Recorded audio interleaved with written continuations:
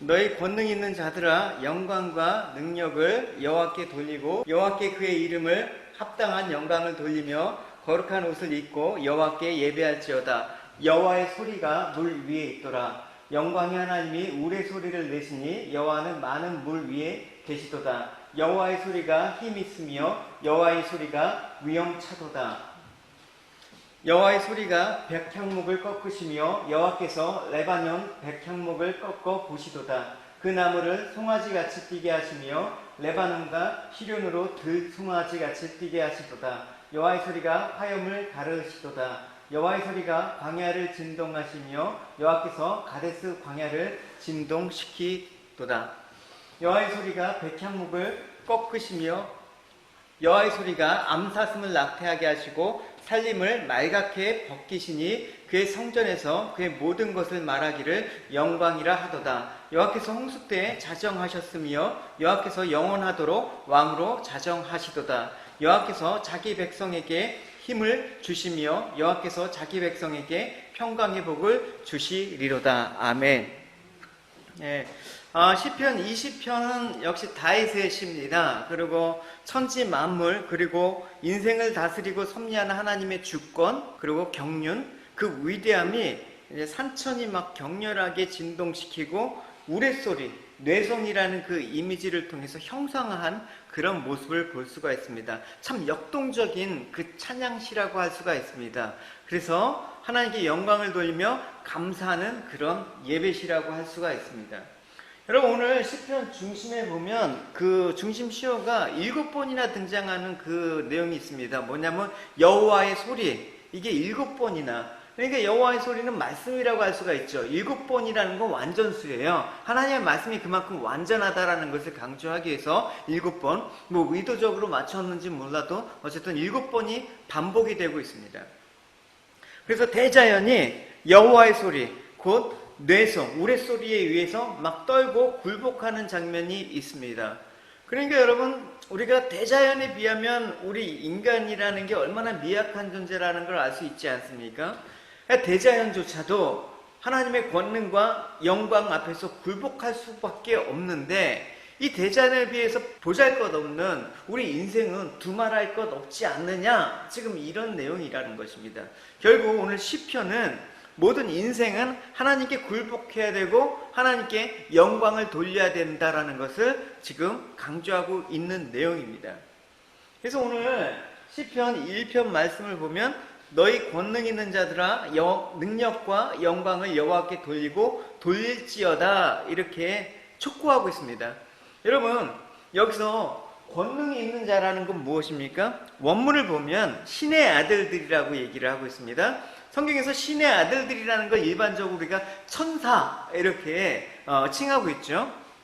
그래서 이 권능이 있는 자들이 시사하는 표현은, 이 천사들은 사실 인간과는 능력이 비교할 수 없는 그 월등함이 있지 않습니까? 탁월한 존재라는 것을 부각시키기 위해서 권능이 있는 자들이라고 얘기하고 있습니다. 그러니까 사람들이 천사를 보통 만나게 되면 막 두려워하고 경외감을 표현을 하고 있잖아요. 근데 아무리 이 탁월한 천사의 그 모습이 있다고 하더라도, 권능이 있다고 하더라도 역시 하나님 앞에는 뭐다? 피조물이다. 그래서 그 피조물로서도 천사 역시도 하나님을 예배하고 섬겨야 될 존재라는 것을 얘기하고 있습니다.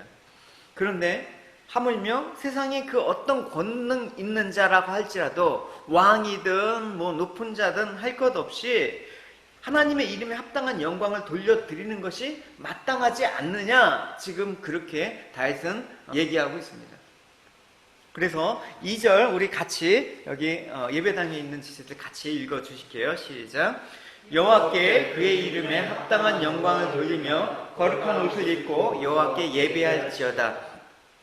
합당한 영광을 돌리라고 얘기를 하고 있습니다. 그 합당한 영광을 돌리면서 이 거룩한 옷을 입으라고 얘기하고 있는데, 이 거룩한 옷이 무엇입니까? 뭐 이런 천주각을 말하는 건 아니겠죠. 그래서 이와 관련해서 베드로전서는 이렇게 언급을 하고 있어요. 같이 읽어 주시겠습니다. 너희는 단장은 머리로 꾸미고 금을 차고 아름다운 옷을 입고 외모로 하지 말고 오직 마음에 숨은 사람을 온유하고 안정한 심령에 썩지 아니할 것으로 하라. 이는 하나님 앞에 값진 것이다 라고 얘기했습니다. 여기서 여러분, 온유하고 안정한 심령이 뭡니까? 정결한 마음, 그냥 내적인 성결함을 뜻하는 것입니다. 그러니까 우리가 하나님께 경배하기 위해서 내적으로 그 성결한 옷을 입어야 되는 것입니다. 그럼 이 내적으로 우리가 성결하다라는 것은 뭘 뜻합니까? 로마서에 구체적으로 얘기하고 있죠. 로마서 13장 14절 같이 읽어봅시다. 시작. 오직 주 예수 그리스도로 옷 입고 정욕을 위하여서 육신의 일을 도모하지 말라. 이걸 말하는 것입니다. 따라서 우리가 하나님께 합당한 영광을 돌리기 위해서는 어떻게 해야 될 것인가? 먼저 하나님이 원하시는 세상, 하나님께서 바라보시는 세상이 어떤 건지 알아야지 우리가 거기에 맞는 영광을 돌릴 수가 있다는 것입니다. 근데 여러분 보십시오. 보통 우리가 하나님이 원하시는 세상에 관심이 있는 게 아니라 우리의 관심은 내가 원하는 세계, 자아실현, 그거 되게 중요하죠. 그러니까 뭐 내 세계관이 중요하지 않다라는 게 아니라 그러다 보니까 대개는 하나님이 원하시고 바라보시는 세상이 뭔가라는 고민도 없고 관심도 없다라는 것을 알 수가 있죠. 내 세계가 더 중요한 것입니다. 그렇기 때문에 우리가 신앙생활을 한다고 하면서 하나님은 우리에게 복 주시는 분이시다 하고 찬양을 하면서도 하나님이 복을 주셔서 잘 살 수 있는 자기 세계, 자기의 실현의 그런 어떤 성취를 꿈꾸는 게 인간의 모습이라는 것입니다. 여러분, 예를 들어서 여러분 어떤 말씀을 좋아하십니까? 능력 주신 자 안에서 내가 모든 것을 할 수 있습니다. 뭐 이런 구절이 오면 다 받아들이는 게 어떻습니까? 하나님이 주신 능력으로 내가 원하는 세계를 구축할 수 있다. 뭐 이렇게 적용을 하니까 매 성경책 보면 형광펜으로 쳐져 있는 글이 다 이런 거예요. 저는 맥락을 보면 그런 구절은 사실은 그런 뜻은 아니죠. 그러니까 성도란 결국 자기가 바라는 세계가 아니라 하나님이 원하시는 세계, 하나님이 지금 바라보는 세계가 어떤 건가, 그걸 마음에 염두에 둬야 되는 것입니다. 세상은 여러분, 우리가 아무런 카오스라고 해서 막 불규칙하게 그냥 움직이는 것 같지만 사실은 하나님께서는 이 세상을 자기 뜻대로 계획과 또 주관하에 운영하고 계십니다. 그런데 하나님이 이 세상을 운영하시는 그 목적이 무엇입니까? 하나님이 원하시는 세상을 만들어가기 위해서 운영을 하시는 것이죠. 여러분, 기업도 마찬가지 않습니까? 기업은 우리가 경영을 한다라고 얘기를 하죠. 어떻게 합니까? 그냥 기업이 그냥 존재하는 이유가 기업이 원하는 그런 어떤 기업, 그 가치관들을 실현하기 위해서 있지 않습니까? 그래서 우리가 이런 하나님 앞에서 인간이 자기가 바라는 세상을 꿈꾸고 원하면 하나님의 세계, 그러니까 하나님의 뜻과는 여러분 충돌될 수밖에 없는 것입니다. 반드시 여러분 말씀을 읽고 우리가 정말 하나님의 은혜를 깊이 생각하면서 하나님의 뜻과 충돌이 안 됐다고 하면 그건 여러분 인간이 아니죠. 이 세상의 존재가 아닐 겁니다. 그래서 하나님이 바라시는 세상을 창조하시고 하나님께서 어떻게 하십니까? 하나님께서 이 세상을 이 지금 영원한 심판 속에 가두시는 거예요. 그러니까 하나님께서 이 세상과 지금 하고 있는 작업이 무엇입니까? 구별하신다. 말세에 하나님께서 마태복음 24장에 보면 구별하시는 그 장면이 나오죠. 오른편과 왼편과 양과 염소와 이렇게 하나님의 세계와 세상의 세계를 구별하신다. 그래서 하나님이 원하시는 세상을 다시 창조하시고 또 하나님이 원치 않는 우리가 구축하는 세상을 결국은 영원히 심판 속에 가두신다가 이게 여러분 기독교의 핵심 진리 아닙니까? 그러니까 우리가 하나님이 바라시는 세상이 어떤 것인가를 아는 것은 대단히 중요한 내용인 것입니다. 우리가 하나님이 바라는 세상, 하나님의 마음에 맞는 세상이 어떤 것인가를 알아야지만 내가 지금 원하고 있는 세상은 잘못된 거구나. 이게 부서져야 되는 것입니다. 이게 포기가 안 돼요. 하나님 원하시는 세상에 대해서 우리가 하나님 나라를 바라보지 않는다 그러면 내 세계가 포기가 안 돼요. 그런데 내 세계를 포기할래도 할 수가 없는 게 우리 의지와 능력으로는 불가능하단 말입니다. 벗어날 수가 없다라는 것입니다. 그래서 이 벗어나기 위해서 유일한 방편은 뭐냐? 오늘 시편의 중심 시여 여호와의 소리가 깨달아져야 되는 것입니다. 여호와의 소리가 내 마음을 기경해야 되는 것입니다. 새 마음을 주셔야 되는 것입니다. 말씀은 예수님 아니에요. 그래서 여러분 오늘 여호와의 소리가 7번이나 반복되는 그 이유가 무엇입니까? 하나님 말씀밖에 없는 것입니다. 그래서 하나님의 소리, 여호와의 소리를 우레소리처럼 힘있고 위엄있게 표현하고 있는 이유가 뭐예요? 하나님의 말씀은 그만큼 위엄과 권능과 강력하다라는 것을 우리에게 시사하는 것입니다. 3절과 4절 우리 같이 읽도록 하겠습니다. 시작.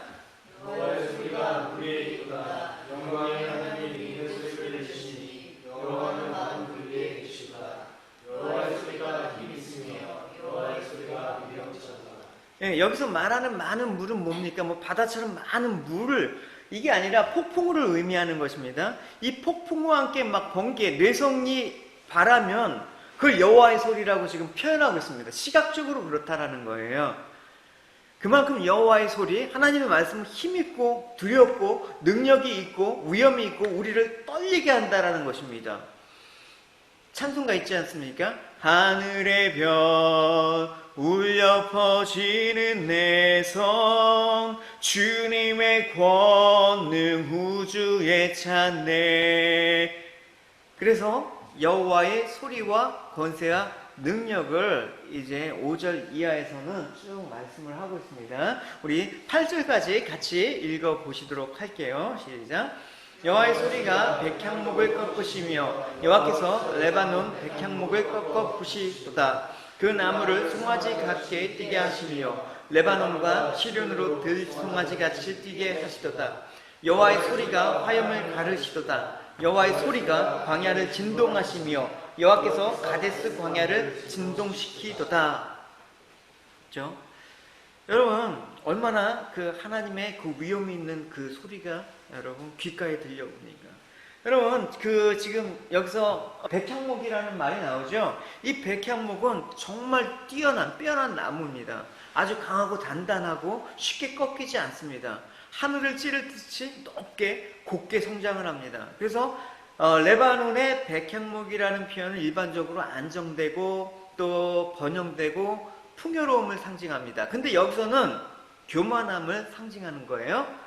그래서 여러분 오늘 교만함을 상징하는 이 백향목을 뭐가 꺾으신다? 여호와의 소리, 하나님의 말씀이 나를 꺾으신다라고 얘기를 하고 있습니다. 교만한 자를 반드시 우리의 교만은 하나님의 소리, 말씀에 의해서 꺾여야 된다. 그걸 얘기하는 것입니다. 그래서 교만한 자들 하나님에 의해서 꺾이고 부서지게 됩니다. 왜냐하면 하나님은 교만한 자를 대적하신다라고 얘기하고 있죠. 그래서 성경의 잠언 말씀에 교만은 패망의 선봉이고 넘어짐의 앞잡이라고 얘기를 하고 있습니다. 여러분 우리가 교만의 실례들이 참 많아요. 믿지 않는 사람뿐만 아니라 믿음 가운데 있는 우리도 이 교만에 빠질 위험이 있다는 것을 참 많이 성경은 경고하고 있습니다. 남유다 제10대 왕이 우시야 왕이에요. 근데 그가 그 통치 중반까지는 하나님 보시기에 참 정직하게 행했다. 우시야 왕하면 우리가 대체적으로 선한 왕으로 알고 있습니다. 선한 왕입니다. 그래서 그 하나님이 축복을 받아서 이 우시야 왕 때 나라가 되게 강성했습니다. 그래서 그의 명성이 애굽에까지 널리 퍼졌다라고 성경 기록하고 있거든요. 근데 나라가 강성해지고 자신의 명성이 높아지니까 뭐가 찾아오냐면 교만이 찾아오는 거예요. 그래서 그 교만한 가운데 한 사건이 있죠. 제사장님께만 허락된 분향을 자기가 해버려요. 여러분 이건 무엇입니까? 원래 이스라엘은 신정 국가이기 때문에 정치와 종교가 분리가 엄격하게 돼 있단 말입니다. 그러니까 우시야 왕은 이 종교적인 것까지도 자기 권력에 복속하기 위해서 그러니까 욕심을 부린 거죠. 그러니까 자기가 최고가 되겠다라는 어떤 교만과 탐심에서 지금 이 분향 사건이 성경에 기록되고 있습니다. 하나님께서 교만해진 우시야를 치시죠. 그래서 문둥병으로 치셨습니다. 그래서 그가 별궁으로 유폐되어서 말년 아주 고독하게 지냈다라는 그런 슬픈 소식을 우리는 알고 있습니다. 그래서 이 우시야의 패착은 뭐냐? 자신의 강성함이 자기의 탁월함으로 인한지 알았다라는 것입니다. 결국은 하나님께서부터 온 것임을 생각하지 않으면 교만해진다라는 것입니다. 이 모든 것들, 나에게 주어진 모든 이 상황들, 하나님께로부터 온 것임을 인정하지 않으면 우리는 교만하게 되는 것입니다. 하나님께서 어떻게 하신다? 그 교만함을 꺾으신다라고 얘기를 하고 있습니다. 근데 여러분, 사실은 우리가 이 교만하잖아요. 그래서 우리가 오늘 여호와의 소리로 표현되고 있는 하나님 말씀을 깨닫고 날마다 그 하나님 말씀을 우리가 받들어서 겸손히 산다라는 것은 너무나 힘든 일입니다. 왜냐? 왜 힘듭니까? 말씀대로 사니까 세상에서 정말 주어진 모든 것들이 말씀대로 사니까 세상에 온갖 복이란 복을 다 거저 드린 다음 가지고 뭘 못 삽니까, 여러분? 여러분, 기도 10시간씩, 여러분 1년 하면 빌딩한테 주면 여러분 기도 10시간씩 안 하는 사람이 누가 있겠습니까? 하루에 2시간씩 1년 찬송해갖고, 땅을 준다 그러면 누가 하나 하겠습니까? 그렇지가 않아요, 여러분. 세상이 말씀과 호환이 되지 않아요. 호응이 되지 않는단 말입니다. 그러니까 세상이 호응하지 않는 것을 내가 주장한다, 말씀대로 산다라고 얘기하면 뭐가 찾아와요? 갈등이라는 게 찾아와죠. 세상과 갈등이 찾아오지 않으면 말씀에 대해서 고민을 안 하는 거예요. 그래서 여러분, 우리가 하나님의 소리, 여호와의 소리인 말씀으로 우리가 산다라는 것은 정말 본능적으로 힘들어요. 다수가 아니라 소수의 사람이 주장을 하는, 좁은 길로 가는 이 사람들이 주님만이 진리라는 이 소리에 세상 기울입니까? 전혀 그렇지 않죠. 그러나 우리가 이 말씀대로 살아가기 위해서 뭘 알아야 되냐? 마지막 때를 알아야 된다. 그래서 성경은 종말론적인 세계관을 갖고 살아야 된다라고 얘기하고 있습니다. 여러분, 마지막 때 여러분 우리가 어떻게 돼야 된다라는 것을 알고 있기 때문에 하나님의 소리에 귀 기울인 것을 내가 포기할 수 없다. 마지막 때를 모르고 산다 그러면 조금만 어려움이 오면 내가 이렇게 하는 게 좋겠다. 좋은 게 좋은 거지. 생각을 바꾸고 더 쉬운 길로 갈 겁니다. 못하러 어려운 길 가요. 못하러 비난받는 길을 가요. 근데 우리가 마지막 때를 살아가면서 우리가 정말 왜 이렇게 살아야 되는가? 그 이유는 분명합니다. 성경에도 기록되어 있듯이 마지막에는 살아남는 자와 멸망받는 자가 누구인가 분명히 나와 있다라는 것입니다. 그것을 알기 때문에 내가 하나님이 오시는 그 마지막 때 살아남는 자가 되기 위해서 어려워도 이 신앙 포기 안 하는 것입니다. 어려워도 이 믿음 붙잡고 살아가야 되는 것입니다. 할렐루야. 그러니까 이것 하나 때문에 우리는 믿음 포기할 수가 없는 것입니다. 내게 주신 그 구원, 그 한 가지만 생각할 때 모든 것들, 세상 모든 것들을 얻어도 이 믿음 포기할 수가 없는 것입니다. 우리가 이런저런 두려워하지 않고 단지 하나님을 믿는 모습을 보여주고 산다라는 거 우리가 쉽지 않지만, 우리가 하나님의 말씀이 들리고 또 말씀으로 우리 세계관이 깨지게 된 그 사람, 성도가 되었다면 우리는 하나님께 붙들린 바 되어서 하나님이 원하는 세상 가운데 우리를 견인해 가신다라는 것을 느끼실 것입니다. 그러니까 여러분, 살아갔을 때 세상 내 마음대로 되지가 않네? 복된 거예요. 왜? 하나님이 나를 끌고 가시니까 그런 일이 일어난다라는 것입니다. 그래서 우리의 삶이 모두 하나님의 은혜를 보여줘야 될 도구로 부름을 받았다라는 사실을 기억하십시오. 그래서 여러분, 우리가 해야 될 일은 분명합니다. 무엇입니까? 하나님의 영광을 위해서 하는 것입니다. 우리에게 힘이 되고 위로가 되는 것은 무엇이냐? 주님께서 이 땅에 오시는 날 정말 힘들고 어려운 가운데 믿음을 지킨 우리를 주님께서 안아주시면서 영원한 하나님 나라에 영원히 함께 주님과 거하는 그런 삶들을 우리가 바라봤을 때 이까지 힘든 거 견딜 수 있다는 것입니다. 이런 마음으로 오늘 본문을 보면 우리가 성도로서 어떻게 살아야 되는가가 너무나 분명해지고 있습니다. 세상은 우리의 계획과 노력과 상관없이 하나님의 계획대로, 하나님의 뜻대로 진행되는 것입니다. 다윗은 그거 알았어요. 제가 요즘 사무엘상을 쭉 읽어보면서 다윗이 압살롬이 이제 반역한다는 소식이 들었을 때 도성을 그냥 버리고 갔어요. 압살롬이 막 칼로 위협한 상황도 아니고 그냥 버리고 갔어요. 다윗은 알았어요. 자기가 한 일에 대한 범죄나 또 하나님께서 또 이거는 하나님의 뜻 가운데 있다라는 걸 알기 때문에 내가 이 예루살렘을 지키려고 막 아들과 싸우지 않았단 말입니다. 그냥 버리고 갔어요. 하나님의 뜻대로 이루어진다라는 거.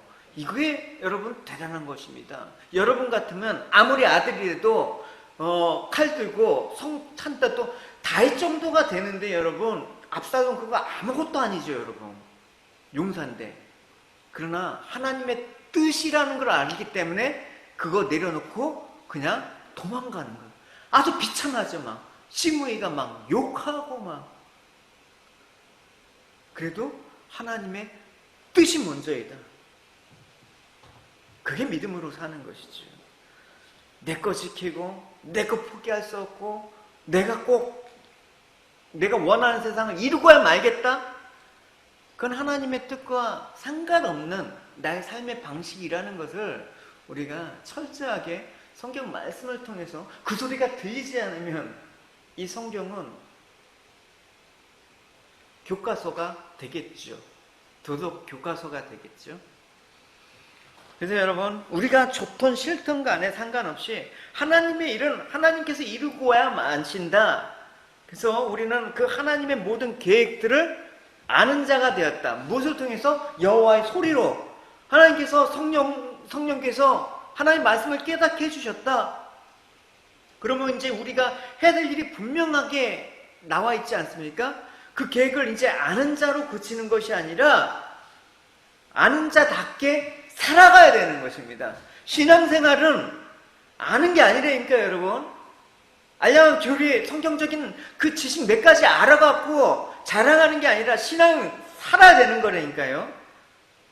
그래서 신앙생활이라고 얘기하죠. 우리가 여호와의 소리인 말씀의 권세를, 능력을 경험하는 거는 살아봐야지 하는 거예요. 하나님 계획대로 내가 아는 자답게 살아봐야지, 하나님의 말씀의 권위와 위엄과 능력을 실제적으로 경험하게 되는 것이죠. 다윗이 오늘도 오늘 묵상 가운데 뭡니까? 하나님은 살아계시다. 너무나 뻔한 얘기 아닙니까? 상투적인 얘기 아닙니까? 누가 하나님 살아계신지 몰라? 실질적으로 여러분, 내 삶 속에서 하나님이 살아계심을 경험한 다윗의 고백과 그냥 관념적으로 하나님 살아계시는 그 고백과 그게 어떻게 같을 수가 있냐고요, 여러분. 그러니까 여러분, 우리의 신앙생활 속에서 여호와의 소리가 경험되어지길 축원합니다. 할렐루야. 여러분, 우리가 이제 살아가야, 생각해야 되는 것은 여호와의 듣는 소리로 살아가는 우리가 여호와의 소리를 통해서 하나님의 능력과 권세와 위엄을 접하느냐, 그게 이제 관건이죠. 이제 9절 우리 같이 읽어보시도록 하겠습니다. 자, 같이 읽어보시겠어요? 시작. 여호와의 소리가 암사슴을 낙태하게 하시고 살림을 맑게 벗기시니 그의 성전에서 그의 모든 것을 말하기를 영광이라 하더라. 이렇게 얘기하고 있습니다. 여러분, 여호와의 소리가 암사슴을 낙태하게 하신다라고 얘기를 하고 있습니다. 이 낙태라는 거는 원어로 보면 조산으로 표기하는 게 맞는 것 같아요. 그러니까 뭐냐면 이 새끼를 뵌 암사슴이 우레소리에 막 놀라서 이리저리 뛰어다니다가 조산을 한다라는 얘기입니다. 이건 뭘 뜻하냐면 1차적으로 이 피조물의 연약함을 의미하기도 하지만 더 나아가서 하나님의 이 위험 앞에 하찮은 피조물도 반응한다라는 의미예요. 그러니까 이런 사실을 볼 때 이 하찮은 민물이라도 하나님의 소리에 반응하며 놀라는데, 이 하나님의 백성으로 부름을 받은 우리는 이 하나님의 소리에 민감하게 반응을 하는가 물어봐야 되는 것입니다. 정작 하나님의 백성이라고 하는 많은 사람들이 소리를 듣지 못하고 하나님을 두려워하지도 않고 경배하지 않는다면 어떻게 되겠습니까? 그래서 이사야 선지자는 이런 완악하고 패역한 이스라엘의 모습을 뭐로 비유하고 있냐면 소와 나귀로 비유하고 있다는 사실을 여러분 아실 겁니다. 이사야서 1장 3절에서 4절 우리 같이 읽도록 하겠습니다. 소는 그 임자를 알고 나귀는 그 주인의 구유를 알건만은 이스라엘은 알지 못하고 나의 백성은 깨닫지 못하는도다 하셨도다. 슬프다 범죄한 나라요 허물진 백성이요 행악의 종자요 행위가 부패한 자식이로다. 그들이 여호와를 버리며 이스라엘의 거룩하신 이를 만홀히 여겨 멀리하고 물러갔도다. 비극적인 일이죠. 일개 미물들도 하나님의 소리에 민감하게 반응하며 하나님을 두려워하는데, 하나님의 형상으로 지음받았다고 하는 하나님과 가장 가까운 그 피조물이, 인간이, 그것도 하나님의 백성으로 말하는 자들이 하나님의 음성에 민감하게 반응하지 못한다 그러면 그게 정상적인 일이겠습니까? 마땅히 하나님의 음성을 듣고 하나님께 영광을 돌려드리는 게 정상이죠. 그럼에도 불구하고 요즘은 그걸 비정상적으로 여겨줍니다. 세상에서 하나님과 무관한 삶을 열심히 산다라는 것을 오히려 정상적인 삶으로 그렇게 여기고 있습니다. 교회 열심히 나가봐요. 주중에 예배 빠지지 않고, 새벽 예배, 기도, 철야 빠지지 않고 여러분 열심히 하나님께 나아가서 경배하고 찬양하고 예배 드려봐요. 여러분, 세상이 어떻게 비정상적으로 봅니다. 참 한가하다. 정상과 비정상 바뀌어있죠.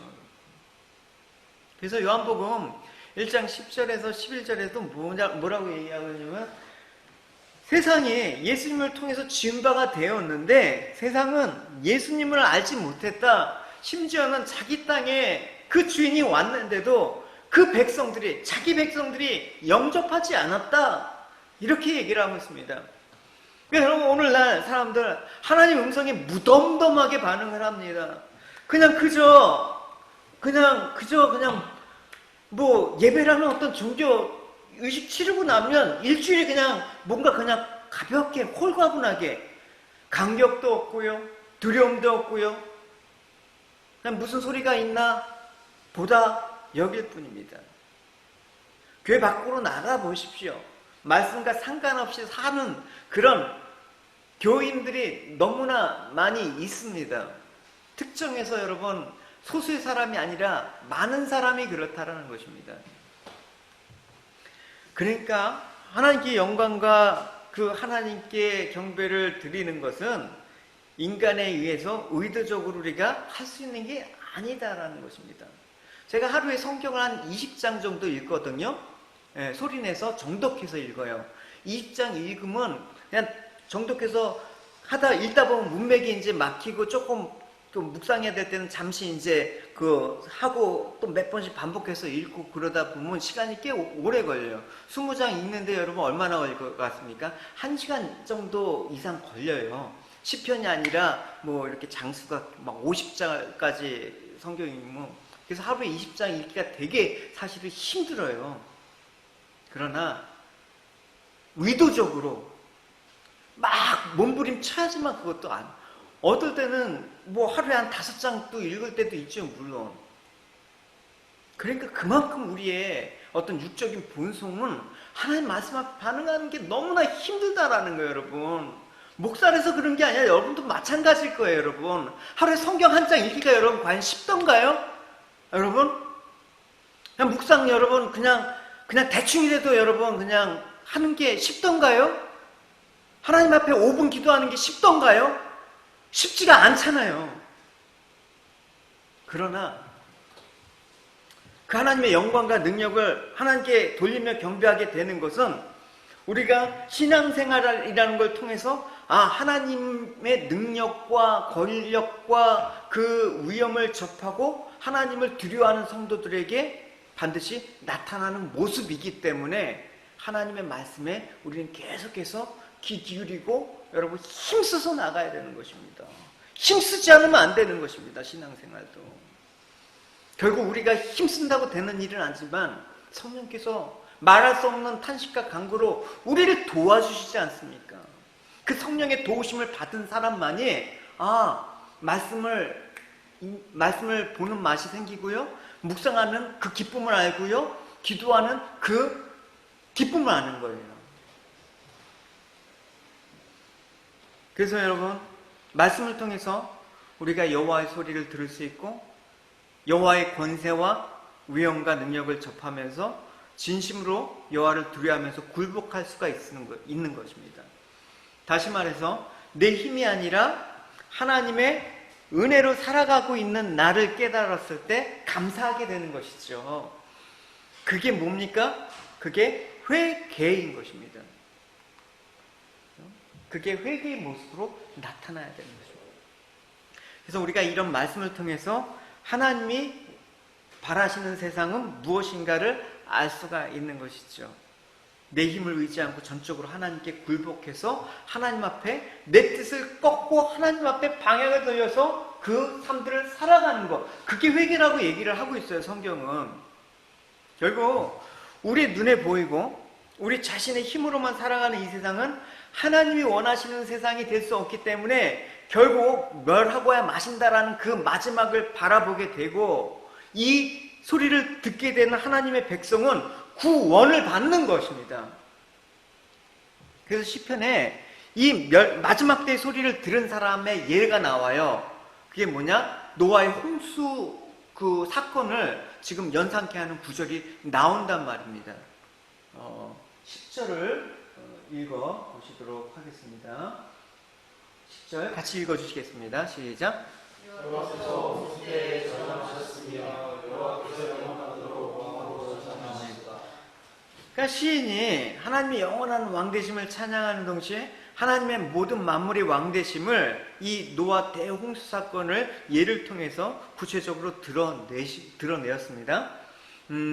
그래서 지금 이 다윗이 그 하나님께서 홍수 때 자정하셨다라고 말하고 있는데, 이 자정은 뭐냐? 통치했다라는 거예요. 통치했다라는 건 뭡니까? 하나님이 당신의 뜻대로 이 홍수 사건을 움직이셨다라는 얘기가 되는 거예요. 하나님 내 삶을 통치하신다. 이 말은 뭐예요? 보호자로 우리 삶에 자정하신다. 이 말은 뭐예요? 하나님의 뜻대로 우리 인생을 만들어 가시고 움직이신다라는 그 얘기예요. 그래서 여러분, 이 사건은 자연을 지배하신 하나님의 능력을 완벽하게 보여준 것이죠. 하나님이 명하시니까 큰 기품의 샘들이 서졌고 하늘의 창들이 열려 40주야가 계속해서 비가 내렸다. 그러나 하나님이 명하시니까 비가 그쳤다. 물들이 물러가고 다시 세상은 평화가 도래되었다. 그리고 그와 같은 전 세계적인 홍수 심판이 이제 임하지 않는다. 그 까닭은 무엇이냐? 하나님이 다시는 세상을 물로 심판하지 않겠다고 약속하셨기 때문에 결국 하나님의 모든 말씀은 우주 만물을 통치하고 계신다, 좌정하고 계신다, 다스리신다, 그 말이에요. 결국 무엇입니까? 하나님 한 분만이 만물을 통치하시는 왕이시다라는 것을 보여주는 것입니다. 앞으로 세상이 홍수로 망하는 일은 없을 것입니다. 영원토록 하나님께서 만왕의 왕으로 다스리고 있기 때문에 그렇습니다. 그러니까 하나님께서 그때 당시 사람의 죄악이 너무나 관영해서 마음의 생각과 모든 계획이 항상 악한 것을 보시고 세상을 심판하시기로 그렇게 작정하시지 않았습니까? 그래서 하나님께서 그 사람의 마음들이 악한 것을 간과하시지 않았습니다. 그러니까 여러분, 우리가 하나님이 마지막 때 다시 오셔서 심판하신다. 비록 물은 아니지만 심판하신다. 이 소리를 들음으로써 우리는 하나님이 누구이신가를 알고 우리의 악함을 고백하고 유일한 구원자로 오신 예수 그리스도를 믿고 의지하는 것은 신앙생활의 기본이 아니라 신앙생활의 전부예요. 예수 믿는 게 우리 생활의, 우리 삶들의 전부가 돼야 되는 것입니다. 전부가 아니지 않습니다. 전부이신 하나님의 그 음성을 들었던, 마지막 때를 살았던 그 심판의 음성을 들었던 사람이 누구예요? 노아밖에 없잖아요.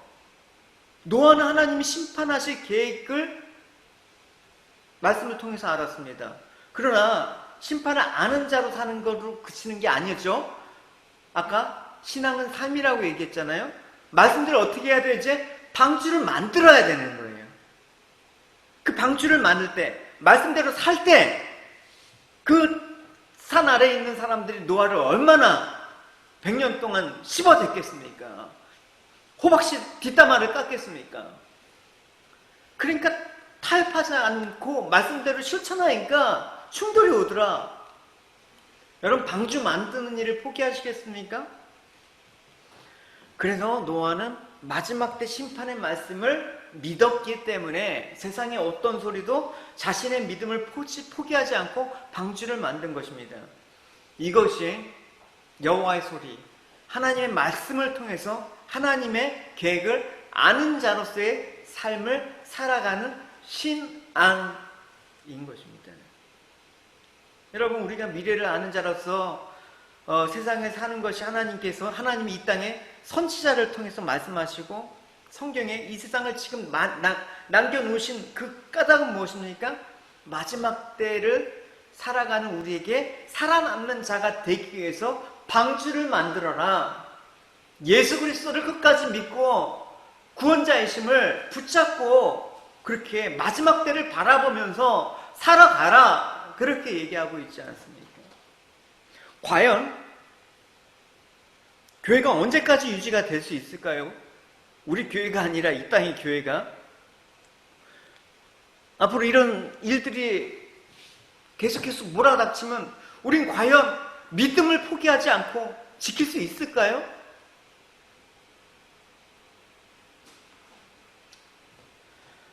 말씀의 자리에서 우리가 세상을 바라보기 때문에 세상이 좋아하는 돈도 하찮은 것도 배설물처럼 보이고, 지혜도 자식 잘 되는 것도 모든 것이 하찮은 것으로 보여야 되는 것입니다. 그게 말씀보다 더 높아버리니까 같이 예배를 안 드려도 되지, 내 일 있으면 그냥 뭐 빼먹어도 되지, 그러니까 성경책 그냥 예수 이름만 부르면 구원 받잖아. 우리가 얼마나 여러분 신앙생활을 이렇게 하고 있는지 우리가 알 수 있지 않습니까? 그래서 나 자신까지도 여러분, 하나님 말씀 때문에 내 안에 십자가가 있기 때문에 내 자신도 그리스도 안에서가 존귀하지, 그리스도 밖에 있으면 나도 멸망받을 자이다 라는 것을 깨닫고 사는 사람이 얼마나 될까요, 여러분? 그러나 이걸 깨달은 사람은 자기 중심으로 살 수 없습니다. 오직 하나님 말씀을 중심으로 하나님 외에는 어떤 것도 두려워하지 않고 담대하게 하나님을 바라보면서 갈 수가 있는 것입니다. 그럴 때 하나님의 권능은 그분의 백성에게 주는 게 있습니다. 뭐냐? 힘과 평강을 주신다라고 얘기를 하고 있습니다. 11절 읽어주실게요. 시작. 여호와께서 자기 백성에게 힘을 주시며 여호와께서 자기 백성에게 평강의 복을 주시리로다. 하나님께서 큰 권능을 가지신 분이다. 그래서 그를 대적하고 순종하지 않는 자에게는 두려운 일이지만, 그분이 자기를 심판하신다면 살아남을 수 없기 때문에 두려운 일이지만, 반대로 그 심판의 권능을 가진 분이 우리 아버지라면 두려운 일이 된 것입니까? 힘과 평강이 있어야지만 당연한 것이죠. 내가 힘이 없어도 내 아버지가 힘이 있는 분이라면 자식이 여러분 기죽습니까?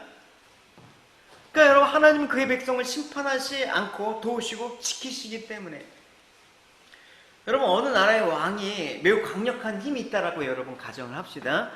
예를 들어서 뭐 이 당시 로마 제국이나 페르시아 제국의 황제라고 해도 좋습니다. 여러분, 로마나 페르시아의 적대 국가 백성들이 볼 때 로마와 페르시아 황제가 두렵지 않겠습니까? 어떤 존재로 여겼겠습니까? 만만한 존재는 아니겠죠. 그러나 로마나 페르시아 제국의 백성들은 황제를 두려워합니까? 물론 그 두려움은 존재하죠, 황제는. 그러나 그 황제에게 반역을 하지 않는 이상, 그 황제가 폭군이 아닌 이상, 그 황제의 다스림에 순복만 하기만 한다면 그 나라의 백성은 황제를 두려워하지 않습니다. 황제가 강한 힘을 가졌다라는 사실을 인해서 힘과 평강을 누리는 것입니다. 과거 여러분, 로마 제국의 시민권을 가진 사람들은 어디 가도 당당했습니다. 안전에 크게 염려하지 않았습니다. 왜냐? 황제가 시민권을 가진 사람에겐 절대 보통 로마 시민이 아닌 사람이 갖지 못할 그 어마어마한 특권을 부여했기 때문에 그래요. 사도 바울도 로마 시민권자였지 않습니까? 그러니까 비록 대적들의 수많은 위협이 있었지만 복음을 전하는데 실제적으로 자기가 로마 시민권자로 밝힘으로써 위기를 벗어난 적도 있었죠. 그러니까 여러분 위기 때마다 여러분 뭘 밝혀야 되는 거예요? 나는 하나님의 시민권자다라는 사실을 밝혀야 되는 것이죠. 그건 뭡니까? 하나님의 보호 아래 있다. 하나님의 특권 아래 살아가는 백성이다. 그래서 그 하나님의 권능으로 인해서 내가 힘을 얻고 평강을 얻어야 되는 것이죠. 이 하나님 나라의 주체성이 없으니까 왜 이 땅의 현실에 얽매여갖고 신앙도 포기하게 되고 하나님 나라는 그냥 젖혀두고 그렇게 살아가는 거예요. 그렇다면 하나님께서 자기 백성에게 주시는 힘은 뭡니까? 세상과 똑같은 원리로 힘을 키우라고요? 너희들도 세상의 경쟁에서 싸워 이길 수 있는 그런 힘을 주신다고 합니까? 그렇게 얘기하면 엉터리죠.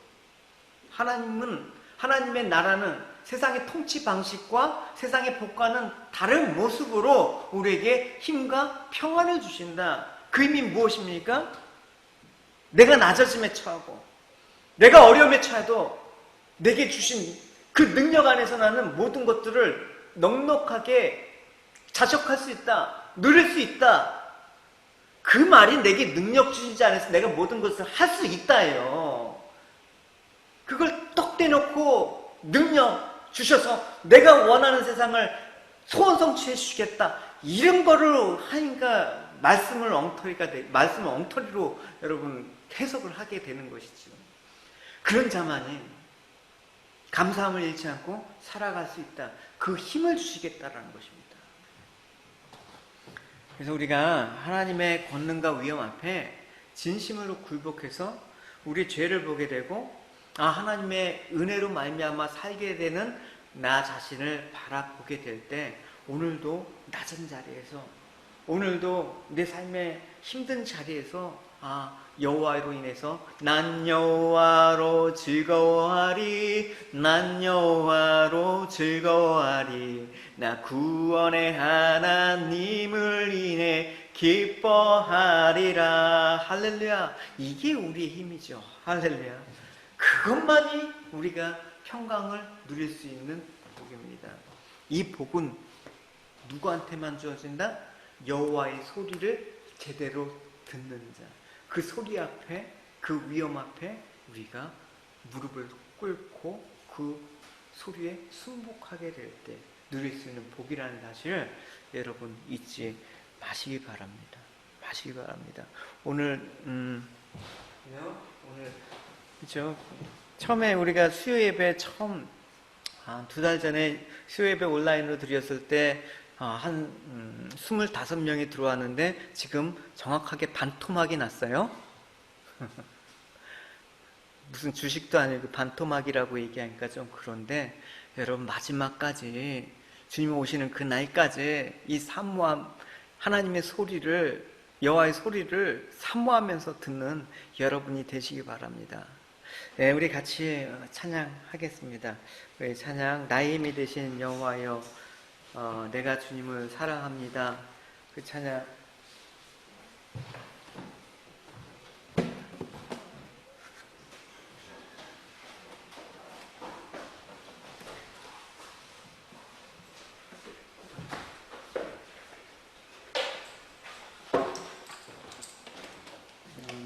나의 힘이 되신 여호와여, 내가 주님을 사랑합니다.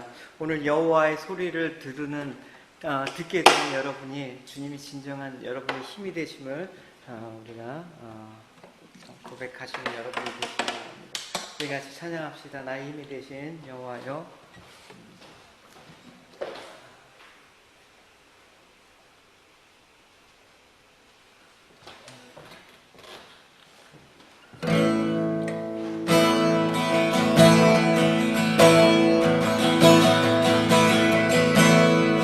나의 힘이 되신 여호와여, 힘이 되신 여호와, 내가 주님을 사랑합니다. 주는 나의 반석이시며 나의 요새시라.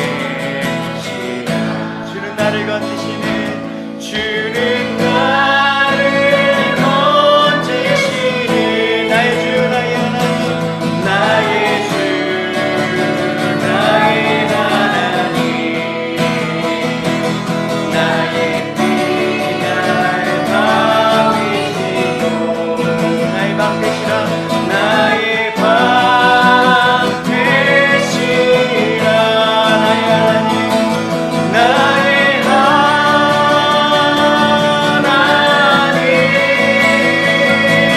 나의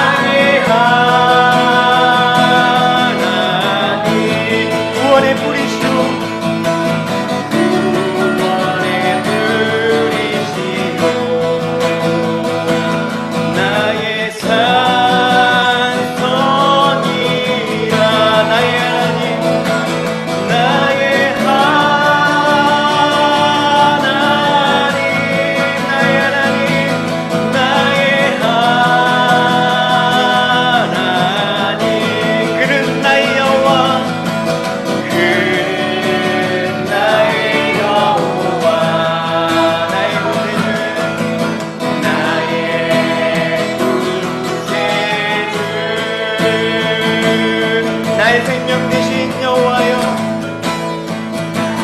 생명 되신 여호와, 내가 주님을 찬양합니다. 내가 주님을 찬양합니다. 주는 나의 사랑이시며 나의 빛이라. 나의